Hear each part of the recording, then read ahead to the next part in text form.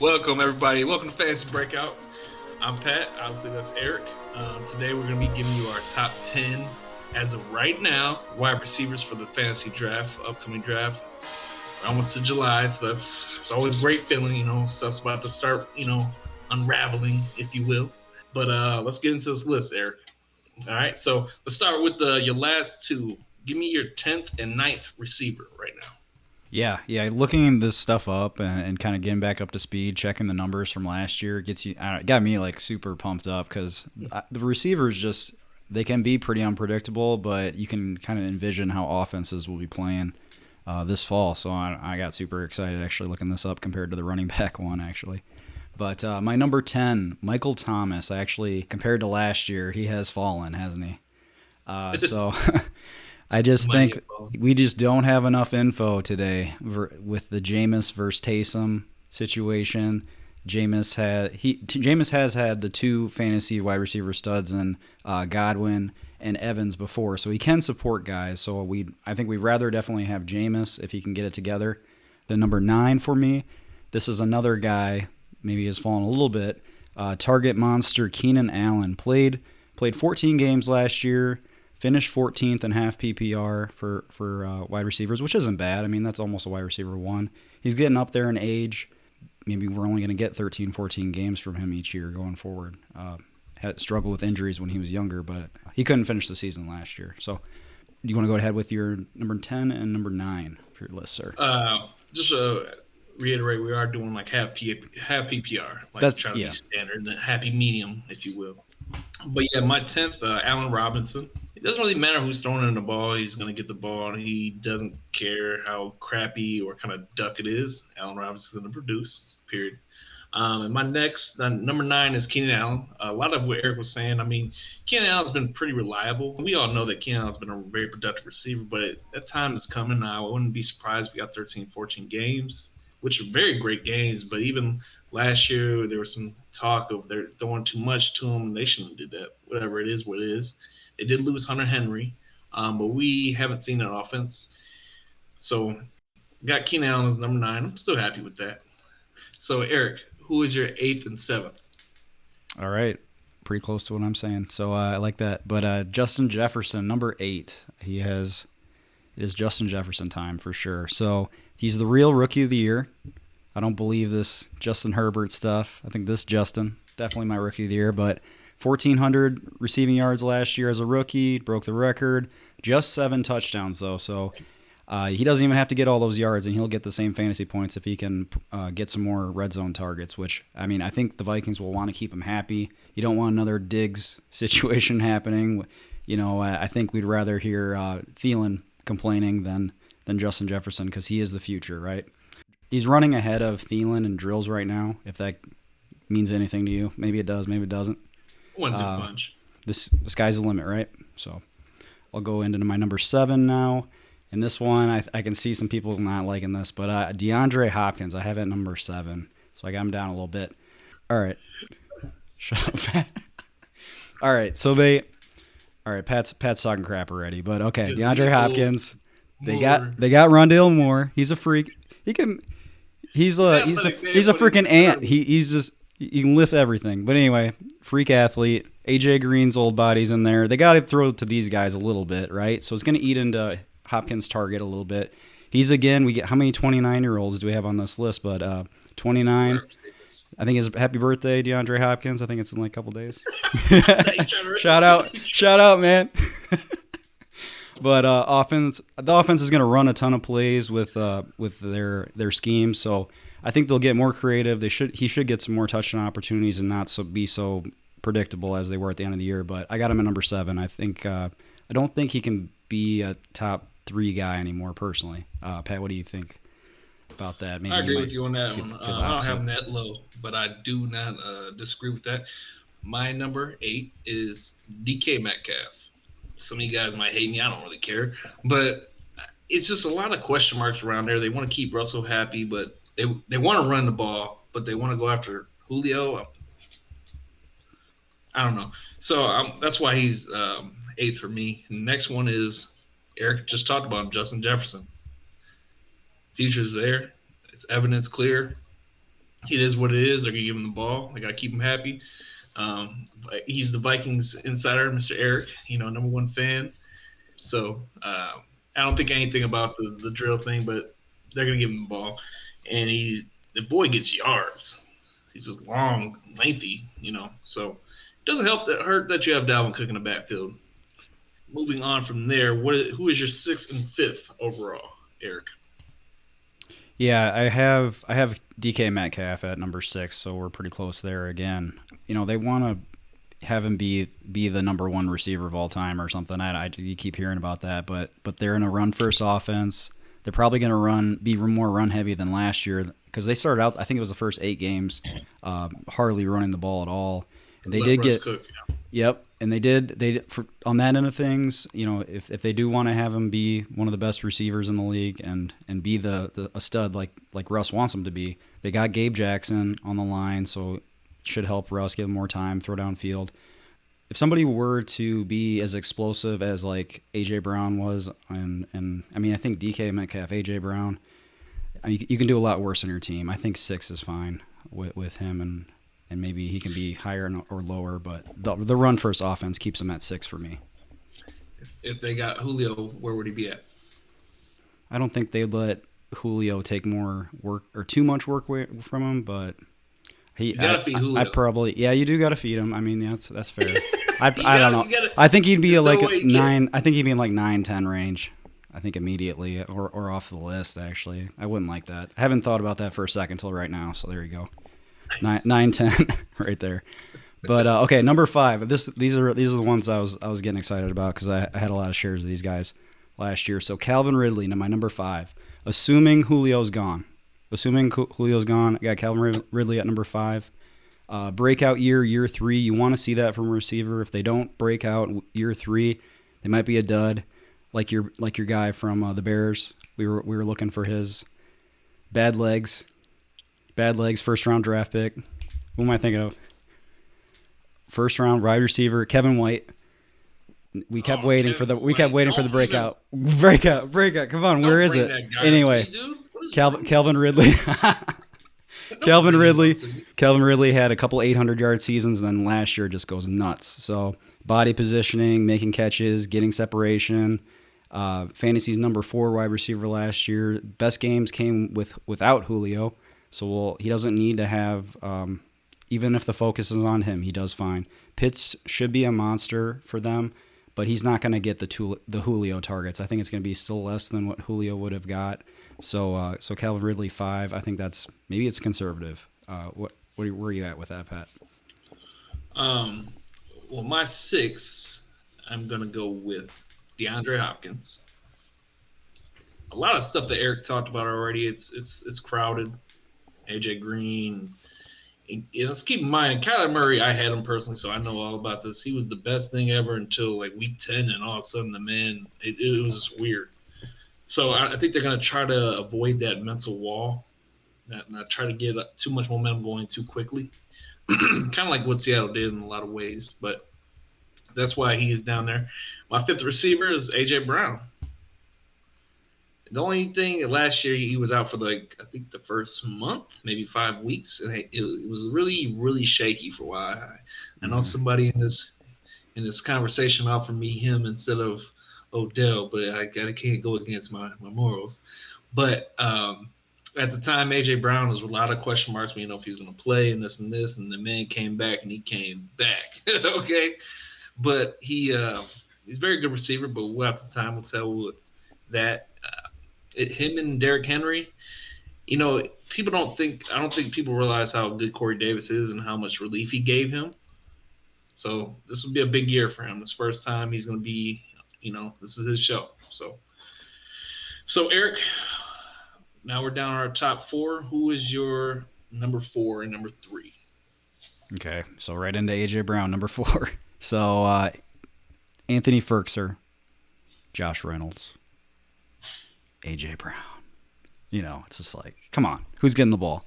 106 targets last year for AJ Brown. I mean, he had the knee thing at the beginning of the season. It was pretty sketchy, but he still played 14 games, and he got 106. So that's 30th most in the NFL. 30th. and he still put up all these yards. 13 red zone targets, just behind Corey Davis. Actually, both those numbers are just like slightly, or I'm sorry, he's just ahead of Corey Davis on both of those numbers, like barely. So, like, is he going to get 140 targets? Is he going to get 20 red zone targets? I think so. I mean, why not, right? I mean, he's the closest thing to maybe a TO to, he's getting into that range, I think. I love this dude. Yeah, so he finished last year ninth on 14, played 14 games, 15.2 points a game and half PPR on 2 bad knees, 2 tweaked knees. So yeah, surgery on both of them this year, right? Yeah, I think it was just like they call it a cleanup type thing, but he didn't have like a torn something, but major, still tough guy, for sure. Big dude, man. Yeah, I couldn't put him ahead of these other guys. So I have number 3, actually, TYREEK Hill. I think a lot of people actually have him number 1 right now, but no more Sammy Watkins. No new wide receivers in there. We got Pringles. We got Mecole. I mean, and then we got TYREEK Hill and Kelsey. So got Orlando Brown came over. Joe Thuney, 2 All-Pro offensive linemen. Easily they could do it this year. And then Austin Blythe isn't bad. He was on the Rams when Gurley had his big years. So, I mean, they just stacked the offensive line. And Mahomes is going to be able to throw those, like, third read, fourth read, double comebacks, just everything. They can open everything up. So, TYREEK Hill, maybe that's even too low, but that's where I'm putting him. Smaller guy. I think these other 2 guys maybe a little safer. He's my number 3 still. All right, go ahead, Pat. These are the best offense, man. Yep, one of the best. My 4th is Calvin Ridley. A lot of the stuff we talked about. I think it's pretty safe to say Julio's gone. We don't know where he's going to go, but he's definitely out of there. And those targets going to go between. I think Pitts is a great athlete. He's going to definitely have some reps. He's probably going to be a sleeper for me in the tight end position. But overall, it's really show. I mean, what else do they have going for him, really? Their defense has it gotten better? So shootouts. Yeah. So as far as that, it is what it is. Now the next receiver I will go with is Stefon Diggs. Stefon Diggs, I think, is very slept on by a lot of people. Until he falls off to me, he's going to be there. He's going to get. I mean, last year, money. How many times did him and he dueled with a lot of top receivers in weeks. If you looked at matchups, corners. So I can definitely see him doing that again. And he's hungry. They were salty how they ended last year. Remember, it's just like they know where it's going. He's gonna get the ball. So Eric, who is your number 2 receivers that you're gonna go with? What number was Diggs for you? 3. He was 3. All right. I'm just like following you each time. All right, Diggs. Number 2. How many times have we done that? All right. No, there was no preparation for that. But anyway, re-signed basically everybody on their team. They didn't lose anybody. I mean, John Brown. How much of John Brown did we get last year? He's a good football player, though. Respect to him. But Feliciano on the offensive line, they added the Mountain, Spencer Brown. We talked to his teammate from UNI. They got him. So I expect Josh Allen. I think what we were talking about end of last season. How many weeks in a row were we like Josh Allen can just stand back there? He's not being touched, So I expect a lot of that. And they don't run the ball, and they didn't add anybody serious in the backfield. We got Devin Singletary, Zach Moss, and we got Matt Breida now. So that's great. Otherwise, yeah, I think it'll be like a little bit more competitive division. So I think they'll still have to chuck it. I think they're not going to be blowing people out. The Dolphins got better. Patriots, you have to say they got better, right? Jets or something. Yeah, I don't think did they add anything on defense? The Bills. They got Greg Rousseau, and they got some defensive. They just basically added people on offense and defensive line. Body, yeah. I don't think it was anything like significant. And even last year they got Tre'Davious White, which to me, I think some people have him way overrated.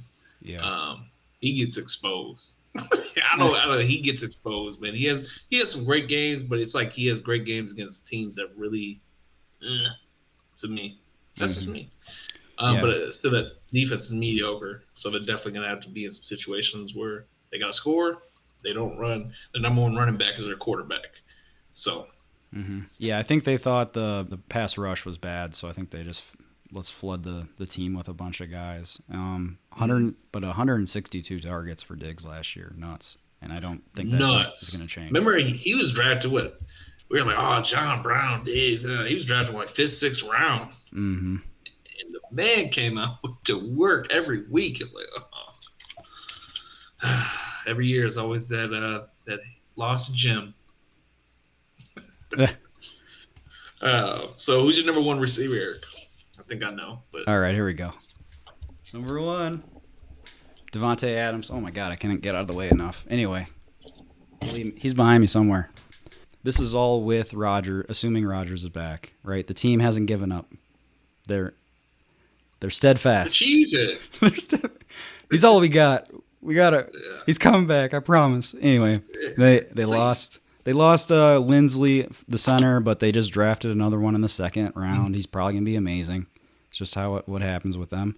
Amari Rodgers in the third round. I guess you got to mention him, but he's more of a gadget type dude. I think at least at the start of his career. So Trying to think of Tanyan's back. Tanyan took a small deal. They didn't even have to pay him. That's crazy. It's not fair, man. $3 million. What? 3 point something million. There must be some like, look, bro, if you come back, we'll give you whatever you want.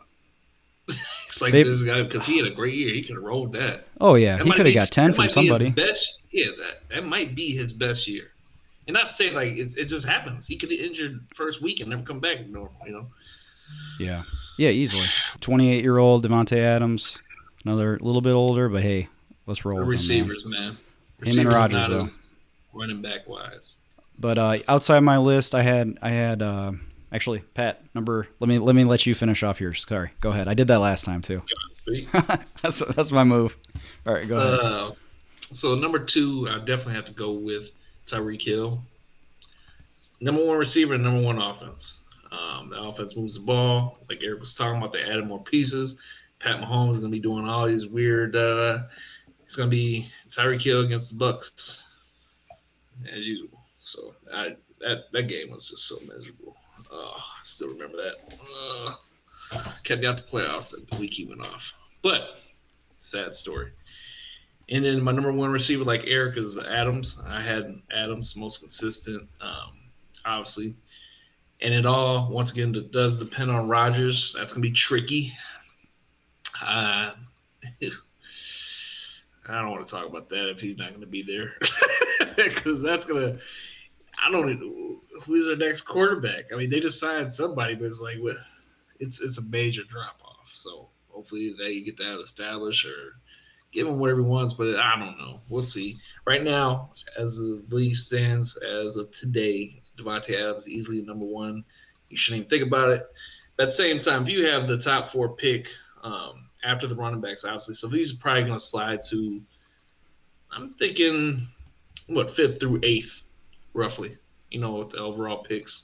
If you got that, you really can't go wrong with these guys. Obviously, God forbid, an injury plague season for somebody, which happens at the end. Anybody really, so it's pretty much a personal opinion. Exactly. Well, okay, you have him available half point PPR or Kamara. I think that's maybe where is that your zone, or you think just after? We talking about Davante Adams with Rodgers. Davante Adams with Davante, of course, with Rodgers. Yeah, because otherwise I think he's Adams. Second Adams over Kamara. Okay. I don't hate it, man. I don't hate it. But I mean, it's just facts, man. You know what you're going to get out those two. Whereas you look at they're saying Jameis can't even hit slants. Like they don't even can't throw the slant, the magical slant. Jameis he kept Godwin in.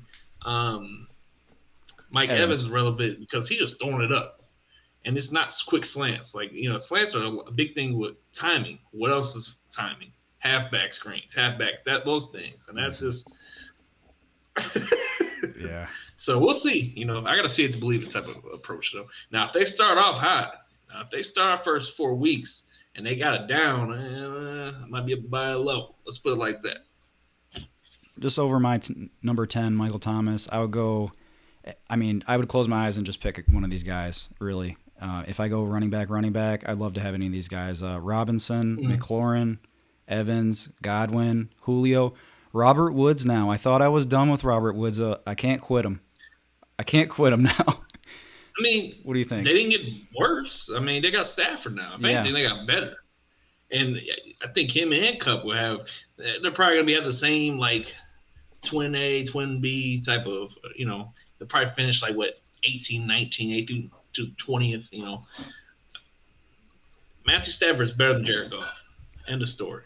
And then Scary Terry just got the ultimate gunslinger who don't care. Terry, yep, going there. I'm throwing it. Don't care. Yeah. That's what he does. And that's why if you're a receiver, that is your best friend in Ryan Fitzpatrick. Because you know he throw it. You don't care. Mm-hmm. Do you have anybody else that you like? Yeah, go ahead. Deontay Johnson. Deontay Johnson is he's just it's like, God, can't you just be healthy? I think it was like he played 13 games, and them 13 games he went to work. He only had one. I think he got hit. He got knocked out in the first play for a negative. I think he had like 2 of those games, but otherwise he's fine. The dog, yeah, in their offense is going to be Najee Harris. He's better than their running backs from last year, but at the same time, we all know about their offensive line problems. So they're still going to be, and he does quick slants, deep throws, he does all that. So. Yeah, I think he's more like in the 20 range for me, but I mean, I can see it. Man. And this is like a favoritism thing, man. With Justin Jefferson having such a great year last year, I could see Jamar Chase come in, and they make sure that he's on the map compared to him. Just like a personal thing. Burrow was with both of them, and now I got my boy. They're talking about this and this. He's a mid-round guy. But yeah. What Jefferson finished last year? Like 15th? Or overall? Yeah. What did he finish? I think it was like top 10 almost, 9th or something. That's what I'm saying. I'll say like high teens at least, low teens. I mean. Yeah, I mean this guy Chase is he's a monster, and he had to answer every interview question about freaking Justin Jefferson. Every team was probably asking him about Justin Jefferson, or do you think you're going to be X about him, or he's probably sick of it, man. It's his friend, but I'm sure he wants to show him up. But I agree. But that's with what I'm saying with that. I think I'd rather. Man, I do love Deontay Johnson's talent, but I'm worried about Big Ben. But I think those guys are pretty close. Those two. Well, they also signed. You got to think. We're going in circles. They signed Dwayne Haskins, the Steelers. Now, ugh. We already know how that goes, but at the same time, hopefully the boy doesn't go out to the strip club before the game on Sunday.